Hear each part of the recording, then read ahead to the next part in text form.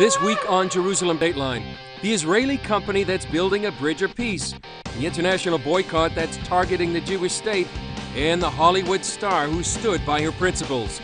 Plus, meet the Bishop of Baghdad, how Canon Andrew White is serving his community, and land grab, the tactic some Palestinians are using to take property from Jewish settlers. Hello and welcome to this edition of Jerusalem Dateline. I'm Chris Mitchell. We're coming to you this week from the Haas Promenade with the beautiful city of Jerusalem behind us. Well, a controversy this week involving a movement to boycott Israel, Hollywood star Scarlett Johansson, and an Israeli factory grabbed the headlines this week, all propelled by a Super Bowl commercial that almost didn't air. Mix in the perfect flavor. Look, a soda that's better for you and all of us. Johansson endorses SodaStream and for years served as a spokesperson for Oxfam, a group fighting global poverty. But Oxfam recently told Johansson her work with SodaStream was incompatible because it operates a factory in what they call the occupied West Bank. This is the plant at the heart of the controversy. It's about a 20-minute drive outside of Jerusalem, and it's become the target of the BDS movement. BDS means boycott, divestment, and sanctions. The factory employs 1,300 workers. 500 of them are Palestinian. Some in the BDS movement and groups like Oxfam would like to shut the factory down. SodaStream CEO says they should come to his factory. I say they should come here and look my workers in the eye and then tell me that they want to close the factory. Because, you know, it's easy to want to close the factory when you're sitting behind an Oxfam desk in New York or wherever they sit. And claim that we are the ones who are hurting human rights. Oxfam claims businesses such as SodaStream further the ongoing poverty of the Palestinian communities that we work to support. Yet SodaStream workers, who make 3 to 4 times what other Palestinians make in the West Bank, tell a different story. We love SodaStream. We need SodaStream. Where do we go after this job? No work on outside. No work on outside. In the SodaStream, everything is easy here. I'm the only boy in the family, so I have to work in the work like this. I'm lucky to find a job like this. Every day I tell my friends and so come and work here. Johansson stood with SodaStream's Palestinian workers and resigned from Oxfam. The actress said she and Oxfam have a fundamental difference of opinion in regards to the boycott, divestment, and sanctions movement. Finally, someone like Scarlett has the courage to stand up to that very popular type of joining the boycott type of apartheid type of language and see that there's a smarter way to bring people together and promote peace. In the meantime, Israeli Prime Minister Benjamin Netanyahu rejected U.S. Secretary of State John Kerry's warning that if peace talks with the Palestinians fail, the BDS movement will severely hurt the Jewish state. At SodaStream, Birnbaum says his factory promotes biblical peace. In Hebrew, from the book of Isaiah, and they shall transform their swords into plowshares. And that's what we do here. This factory used to be a munitions factory of the Israeli military, and we converted it into a food factory. So instead of making weapons, we make soda makers. And we don't want to make it on our own. We want to make it together with our Palestinian brothers who live right here in this neighborhood, side by side with Jews. And every day we're proving that peace can happen and peace will happen in the Middle East. Meanwhile, in neighboring Syria, new revelations about the horrors of the civil war and the failure of the Assad regime to get rid of its nuclear weapons. That and more in this week's News Wrap-Up. Thanks, Chris. Hello, I'm Wendy Griffith with more news from the Middle East. The Syrian civil war is having a horrific effect on children there. A new United Nations report says government forces have tortured, maimed, and sexually abused children, and that rebels recruited kids for combat, even using them as human shields. The report estimates at least 10,000 children have died since the conflict began back in March of 2011. UN Secretary General Ban Ki-moon urges the two sides to work to protect the lives of children. The Syrian government missed this week's deadline to give up its stockpile of chemical weapons. The chemical removal timetable set up by the international community is now several weeks behind schedule. Some reports claim the Syrian government is trying to hide some of its arsenal. The U.S. says the Assad regime is just dragging its feet. I do not know what the Syrian government's motives are, or if it was incompetence, or why they are behind on delivering these materials. What we do know is they are behind, and what we do know, they need to fix this. The Syrian government says it will still meet the deadline of destroying all of its chemical weapons by June 30th. A former U.S. official says there are no good outcomes to Syria's civil war. Syria's people, especially its Christians, will still suffer under bad leadership. Elliot Abrams worked for President Reagan and First President Bush. He spoke about it with senior international correspondent Gary Lane in Washington. We forced the opposition to show up with Assad, who is murdering them, slaughtering the people of Syria who are in any way opposed to his regime. They didn't want to be there, and I don't see anything good coming out of this meeting because Assad has got the Russians protecting him and fronting for him. So it's a talk shop that does nothing to stop the killing. Then why do it? Why are we doing it? We are doing it, in my view, because the president doesn't want to get involved in Syria. Now, we saw that in 2013 when he blinked over his own red line on the use of chemical weapons. We had that week at the end of the summer where Secretary Kerry gave 2 really good war speeches, and then at the last minute, when it looked as if the president was going to act, he turned around and didn't act. That sent a message to Assad, to Iran, to everybody in the Middle East, Arabs, Israelis, that we really couldn't be counted upon to do anything serious in Syria. We didn't do it because President Obama said no. President Obama just didn't want to get involved in Syria. So this is really, I think, something, in my view, that's going to blot his historical record 5 and 10 and 20 years from now. It's like Rwanda or Srebrenica. He sat there and watched 200,000 be killed and watched 6 million people now, a fourth of the population of Syria, homeless, displaced within the country and in the neighboring countries, Lebanon, Jordan, and he did nothing. You're on the U.S. Commission on International Religious Freedom. What concern do you have for Syria's Christians? Syrian Christians are suffering really in the way that Iraqi Christians did, in the sense that the community is being decimated. More and more people are fleeing. They don't see any future in Syria. They're very afraid, of course, of the jihadi groups that are now in the country, of the rebel groups. Some of them have tried to make peace with the Christian communities, others have not.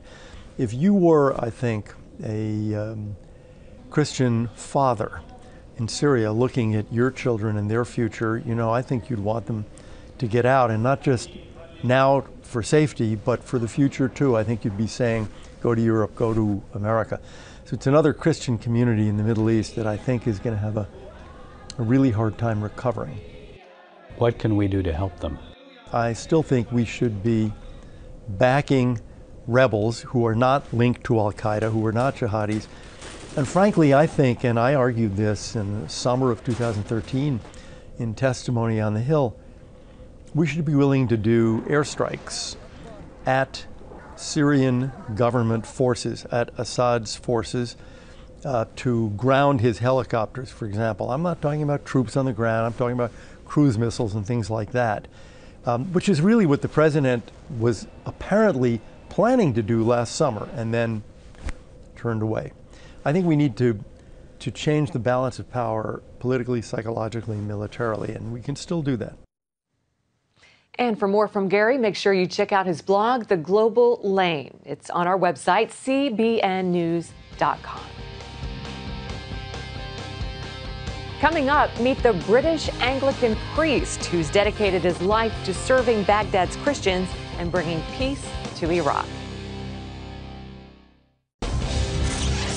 Canon Andrew White is known as the Vicar of Baghdad. He pastors St. George's in Iraq's capital, and during his time there, he's seen great trials and great glory. In fact, just one day after we did this interview, he returned to Baghdad, which was the scene of numerous bombings.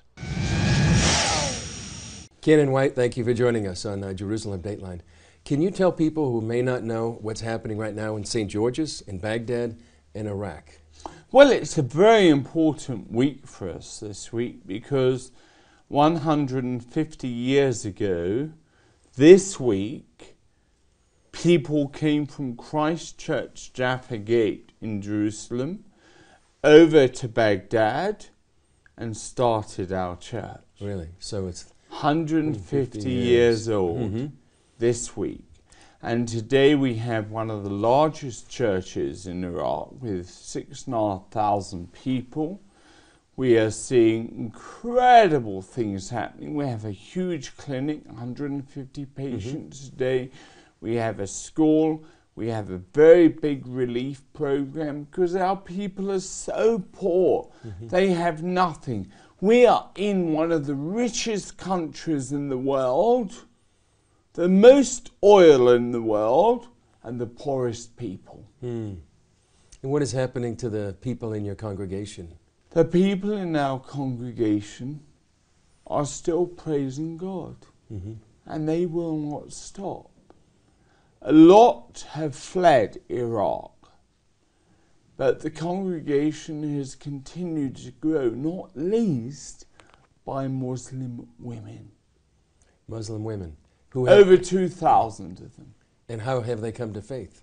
They have come because we have a huge women's work, and the women are very good at reaching out to the women. You know, if you need a job doing, get a woman to do it. It will work. A lot of these Muslim women have come to faith through dreams and visions? Oh, all of them. Not a lot. Every one of them. Visions and dreams are so common. Every Sunday, Saturday, Friday, Thursday, we have to have church for 4 days because we can't fit them all in otherwise. I have to have a slot in the service where I say to people, what has God said this week? And they will tell me about their dreams and how God has come to them. And what are these dreams like? Jesus literally appears to them? It's always Jesus appearing to them. And it's always Jesus telling them, do not fear, I love you, keep near to me, I'm near to you, I'm walking with you. And so they have great confidence that even though they have lost everything, they have not lost Jesus. He is all they've got.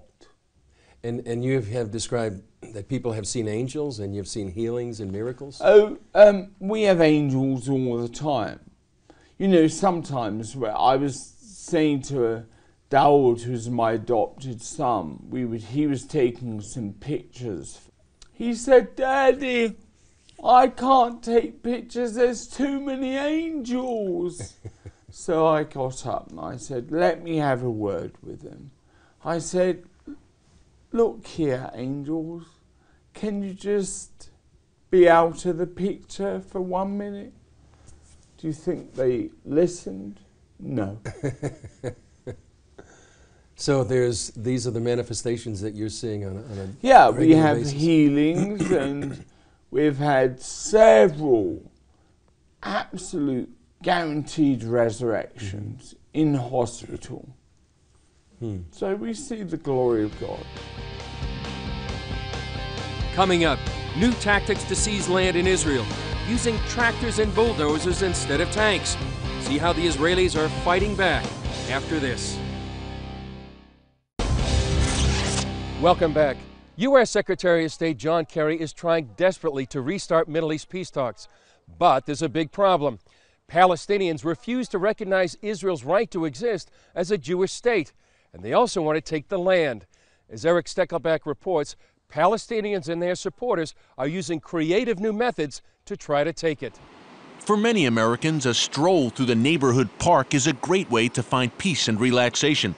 Residents of the Israeli town of Gush Etzion feel the same way. Yet when they began planting trees to spruce up a local state park, they got a rude awakening from their Arab neighbors. The water pipes were cut by the Arabs, and the trees didn't get water, and this is what was left of them, completely dry and completely dead. Nadia Matar's group, Women in Green, is dedicated to safeguarding Israel's biblical lands. Netzer, a park in Gush Etzion on Israeli state land, has become a flashpoint in that struggle. The Arabs have a very big difficulty to see the Jews planting on their biblical, God-given homeland, even in areas where there's no dispute at all, like here. For years, the Jewish residents of Gush Etzion have been coming here to Netzer, and they've been planting trees. They're trying to make this land beautiful. Some of the local Arabs have been coming here, oftentimes by cover of night, not only chopping down the trees, but even cutting the irrigation lines. Gush Etzion lies south of Jerusalem and Bethlehem, an area known biblically as Judea. The UN, however, calls this region the West Bank and wants Israel to hand it over to the Palestinians. Gush Etzion Mayor Davidi Perry told CBN News Israelis are simply developing the same sovereign land where Jews walked thousands of years ago. We are, as people that live here, want to keep the pieces of land, to extend the communities, to have agriculture like trees and stuff. But the Arabs want to, so they're trying to fight through the land. They're trying to take out the trees. Perry says Gush Etzion residents often face violence from local Palestinians. These Arabs live under the Palestinian government, let's say, and they have the feeling that they have to fight with us, and they go out to the roads, throwing stones, firebomb. Matar calls destruction of Jewish planted trees here agricultural jihad, funded in part, she says, by anti-Israel groups and the European Union. All of a sudden, they've been funded so well that they go up with tractors, fancy tractors all over, and steal our land, our state land. Further south in Israel's Negev region, another controversial attempt to seize land is underway. CBN spoke to one activist who calls it a silent conquest by Israel's Bedouin minority. The Arabs have realized that they can't beat us with war. They can't beat us with tanks, with missiles, even with suicide bombers. So what they're doing is they're taking the land piece by piece. And there are no tanks in this war. It's tractors, it's bulldozers. Ari Briggs is a spokesman for Regavim International, an organization that wants to preserve and protect Israel's national lands. He says that the historically nomadic Arab Bedouins are taking up residence illegally in the Negev, a largely desert region that makes up some 2/3 of Israel's overall land. Although the Bedouin originally hail from Saudi Arabia and only migrated to Israel a few hundred years ago, the UN treats them as natives and supports their claims. There are Bedouin all over the Middle East. And the only place the UN has classed them as indigenous is to southern Israel, to the Negev. Now, Briggs says some 90,000 Bedouin have set up shop in the Negev, not far from Beersheba, one of Israel's largest cities. Imagine such a scenario developing in the deserts outside Los Angeles or Phoenix, and you get the idea. Crime, poor education, and a lack of women's rights are common in Bedouin communities. The Bedouins' rapid demographic growth is another challenge for Israel. They have on average 3 to 4 wives, on average 20 to 30 kids, the highest growth rate in the world, 5.6%. It means they double their population every 15 years. Like in Netzer, Briggs says the Bedouin land grab is funded by Israel's enemies abroad. They understand the importance of taking over the land of Israel. They couldn't do it with tanks. They couldn't do it with missiles. Now they're doing it with good money. Also coming in, of course, from Qatar, from Bahrain, from the UAE, from Saudi Arabia. Briggs believes money is also being raised in American and European mosques to support the Bedouins' efforts. He wants the Israeli government to do more to protect the Negev. Meanwhile, in Netzer, locals promise to continue planting trees despite Palestinian and international hostility. Hopefully with God's blessing they will stay and they will grow and they'll be beneficial for all those who live here, both the Jews and the Arabs who are living here. Eric Stackelbeck, CBN News, reporting from Gush Etzion, Israel. Coming up, the discovery that sheds light on the final battle between Jews and Romans in Jerusalem. The excavation of an ancient tunnel under Jerusalem has uncovered some amazing relics. It's believed that Jewish rebels used the tunnels to hide from Roman soldiers. Julie Stahl has that story. It's the tale of a sword and a stone. But this story goes back 2,000 years to the time of the destruction of the Second Jewish Temple. Archaeologists excavating in a drainage channel discovered a 2,000-year-old iron sword still in its leather scabbard. This is the only sword that we found in Jerusalem in that time, in the 70 AD, when the Romans destroyed Jerusalem. Archaeologist Eli Shukrun says the 60-centimeter sword gives us an idea about the weapons they used in that day. We don't know how it came into the tunnel, but maybe it's part of the fight that was belonged the Jew and the Roman in Jerusalem in that time. The drainage channel begins in the biblical pool of Siloam and runs to the area of the Western Wall and Temple Mount. During the time of the destruction of the Second Temple, Jews fleeing the Romans would hide in the tunnels. Alongside the drainage ditch, archaeologists uncovered a stone with a simple etching of a menorah, the temple candelabra. Shukrun says it's like a piece of mail from the past. And it's very, very important to understand that someone saw the menorah and give us a message, is information about, is feeling about what he saw before 2,000 years, and this is fantastic. He says the discoveries show the contrasts in Jerusalem at the time, both the beauty of the temple and the Roman destruction of the city. Julie Stahl, CBN News, Jerusalem. Well, that's just one of the many wonders here in Jerusalem. That's it for this edition of Jerusalem Dateline. I'm Chris Mitchell. We'll see you next time right here in Jerusalem.